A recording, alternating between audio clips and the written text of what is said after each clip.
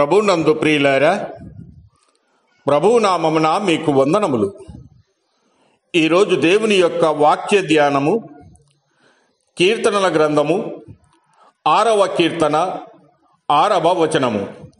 నేను మూలుగుచూ అలిసి ఉన్నాను, ప్రతి రాత్రియు కన్నీరు విడుచుచు నా పరుపు తేలజేయుచున్నాను. దేవుడు ఈ మాటలు దీవించి ఆశీర్వదించునుగాక. గమనించండి ప్రియులారా, దైవ గ్రంథమందు భక్తుల యొక్క జీవితాలను మనం గమనిస్తే వారు ఏ విధముగా మూలుగుచూ అలిసి ఉన్నారో మనకు కనబడుతూ ఉంది. ఉదాహరణకు లేయా జీవితము మూలుగులతో నిండి ఉండెను.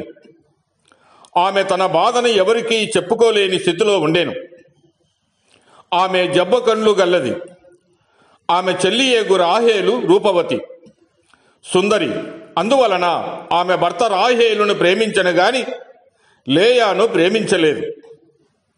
తన భర్త యొక్క పూర్తి ప్రేమ కొరకు లేయా ఎంతగానో ఎదురు చూచెను. మొదటి బిడ్డను కనినప్పుడు యెహోవా నా శ్రమను చూసి ఉన్నాడు గనుక నా పెనిమిటి నన్ను ప్రేమించునని అనుకొని అతనికి రూబేను అని పేరు పెట్టెను. అయినను ఆమె శ్రమ తీరిపోలేదు. రెండవసారి కుమారుని కనినప్పుడు నేను ద్వేషించబడితిని అన్న సంగతి యెహోవా విన్నాడు గనుక ఇతనిని కూడా దయచేసినని అతనికి షిమ్యోనని పేరు పెట్టెను. అయినను ఆమె ద్వేషింపబడెను, నిట్టూర్పు కొనసాగెను. మూడవసారి కుమారుని కనినప్పుడు లేవి అని పేరు పెట్టెను. 3 కుమారులను కంటిని గనుక ఈసారి నా పెనిమిటి నాతో హత్తుకొని ఉండునని ఆశించెను గాని ఆమె ఆశ నిరాశ అయ్యెను.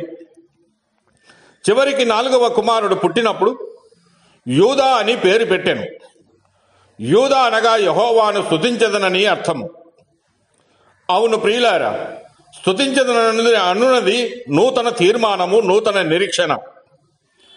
ప్రభు అయిన యేసుక్రీస్తును బైబిల్ గ్రంథమునందు యూదా గోత్రపు సింహమని వర్ణించబడి ఉన్నది. ఆయన యూదా గోత్రమందు జన్మించెను. ఆయన స్తుతుల మధ్య నివాసం చేయు రాజులకు రాజు.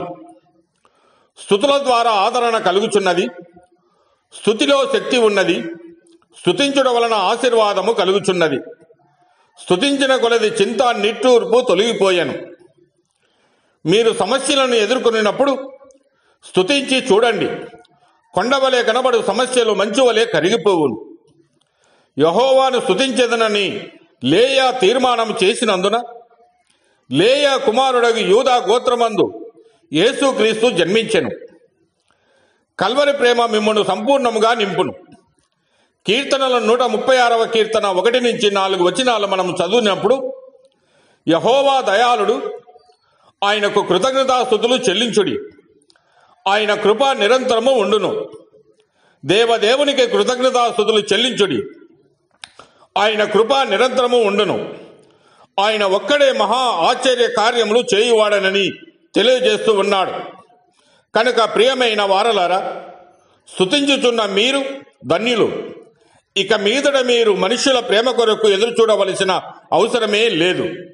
దేవుడు మిమ్మల్ని దీవించి ఆశీర్వదించునుగాక.